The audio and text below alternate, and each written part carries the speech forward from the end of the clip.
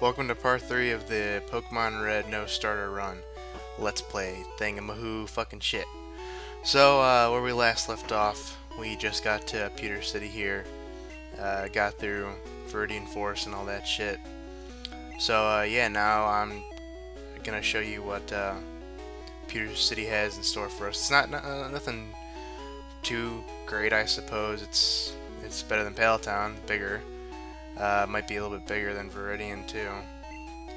But the main attraction here is, of course, the gym, and there's also a museum where they have Pokemon fossils and shit.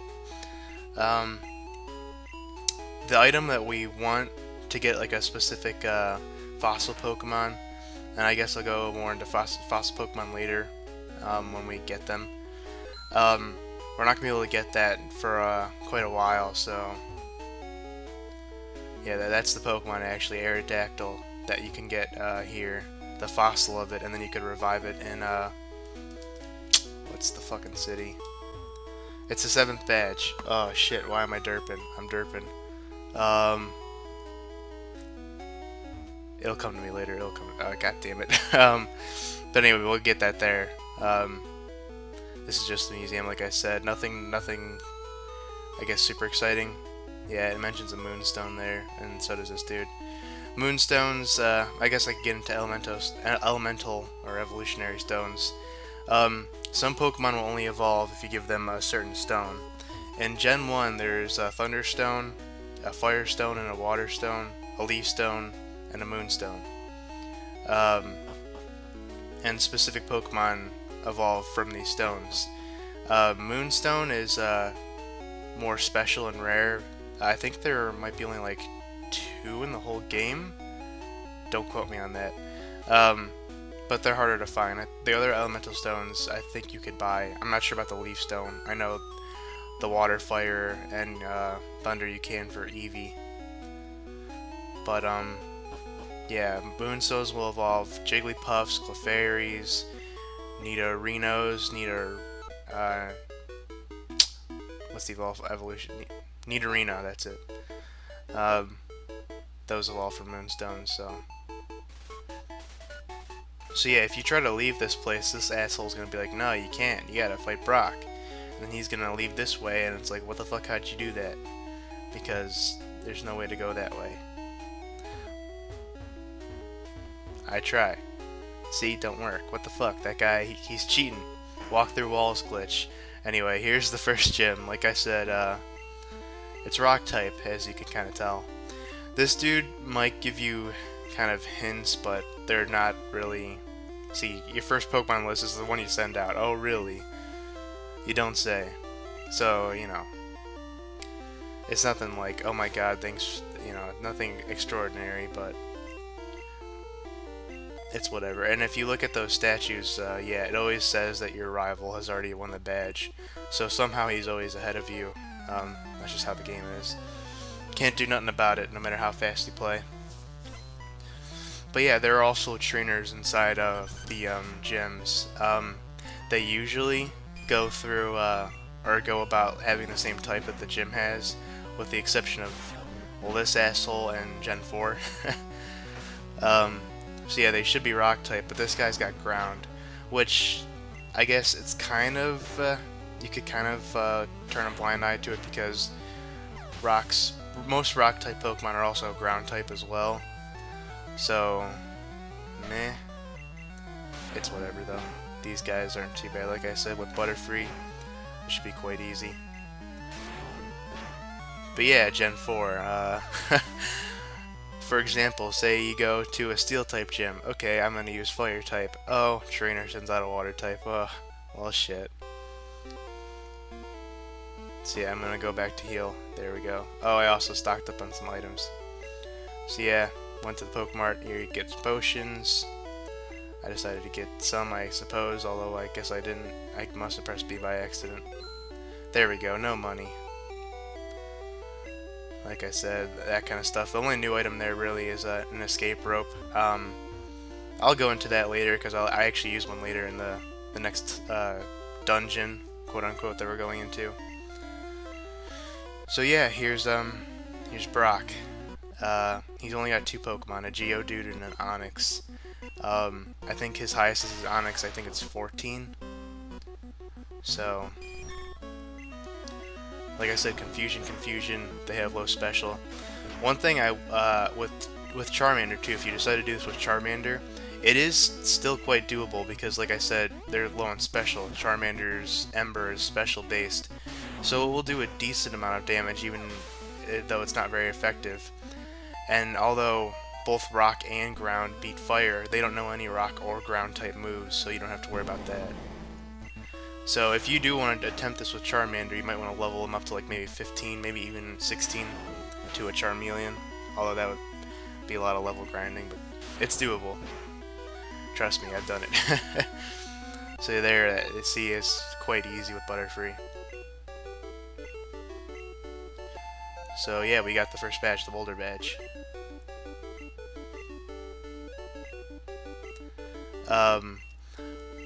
Other benefits that badges give you, they could allow you to use some other HMs outside of battle, as well as increase the limit of Pokemon's levels that aren't yours that you obtain from trades to listen to you.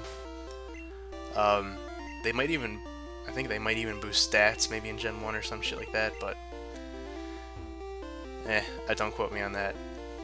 But I might as well get into TMs and HMs now that I've actually received an HM. I think I just tossed it because that HM is shit, or that TM. TMs and HMs are moves that you can teach to your Pokemon. TMs are a one-time thing, and HMs are permanent. If you teach an HM to your Pokemon, they're going to learn it forever, unless you get rid of it via a move deleter, which is a person who deletes your moves for you, and that wasn't introduced till Gen 2. So HMs are permanent in Gen 1. What HMs do is, not only can you use them in battle, but they can also be used outside in the open world, field, whatever the hell you want to call it. Such as cut, which is what I was getting to earlier with those trees. We can cut those down with the HM cut. So like I said with the badges, in order to use them outside of battle, you need a certain badge sometimes. Like, in order to use cut, we need the second badge, I think, from Misty. And with Brocky, we're able to use Flash now, but we don't get Flash till after the third badge, so it's whatever. So yeah, now that we're done with Brock, moving on to the next place. This is Route 3. Not like last time where I fucked up. This is Route 3. Things we could catch for Red and Blue anyway. We get Pidgeys, Boring, Spearow, already got one, and Jigglypuffs, which are more rare, 10% actually. There's actually you could actually get Sandshrews and Mankeys here in yellow, as well as Rattatas, but you can't get Pidgeys and Jigglypuffs, which I never knew. I didn't know you couldn't get Jigglypuff in yellow. It's kind of weird, but that's for yellow. We're not playing yellow. So yeah, here's more bug trainers. Like I said, Spearow's easy to use, because yeah, bugs are weak against flying, fire, I think maybe even poison, I don't know. Flying and fire is good enough. One thing I don't like about Spearow, though, and this is just my personal preference or taste, Spearow has high speed and attack, which is good. Its defense is really bad, though, and for some reason its EXP requirements are insane. Like, I use Spearow a decent amount, but he never really levels up that much, and I have no idea why. Oh, there's the guy. There's the meme guy. The shorts, they're comfortable and easy to wear. Look up those memes if you're bored. But yeah, for some reason he takes forever to fucking level up. Although he evolves at level 20, which is actually pretty it's pretty quick, especially because it's first and last evolution. But still, I'm not quite sure if I'm gonna use Spearow. I think I might have gotten rid of him. I can't even recall. because I might just use like a fire type instead. I usually don't like to use like types that I can do away with if I can. Like I try to use a very diverse team, although I can't right now because, you know, not much available. But like for example, the biggest thing I have is I never like to have a grass and an electric type on my team. I either have one or the other, because I mostly use them to beat water types, and if I have both, I'll kind of be like, okay, should I use electric, should I use grass? And more times than not, I use electric. So then my grass Pokemon will end up being weaker. And it's like, okay, well, you can level up your grass Pokemon with rock Pokemon, but then I use water type for rocks, so it's like, grass kind of seems irrelevant if I use electric, you know? And if I don't use electric, that's like, okay, how are you going to deal with flying types? Then I usually use a rock type or maybe even an ice type. So, that's just how I am, I don't know why. So yeah, I'm most likely not going to be using a grass type Pokemon ever. I don't really like... The only grass type Pokemon I've ever used are like starters. Specifically like Turtwig, I like Turtwig. And Trico. Trico's pretty awesome. But other than that, I mean, especially Gen 1, grass types kind of stink, in my opinion. I mean, there's only really Bellsprouts and Oddishes, which we'll see later for those who are like, what the fuck you talking about? And they're not really that great.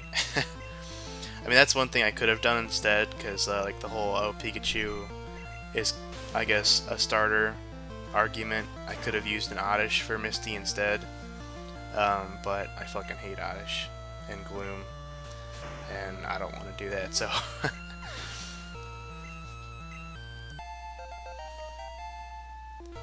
But yeah, once the, I'm gonna start cutting out, because, I mean, we've seen bug trainers a bajillion times, so later on down the road, when I fight a bug trainer, I'm pretty much like, okay, does he use a new Pokemon? No? Okay, this battle is getting cut out. Because, you know, you can only fight a bug trainer so much before it's like, okay, this is getting kind of old now. So, I'm not sure if I cut out too much here, but, later on down the road, yeah, definitely. Especially the cave we're going into.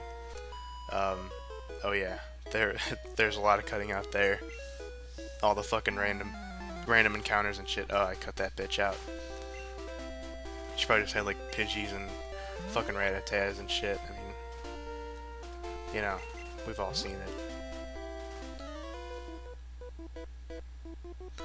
Not only that, I also fight all the trainers. That's just how I do things.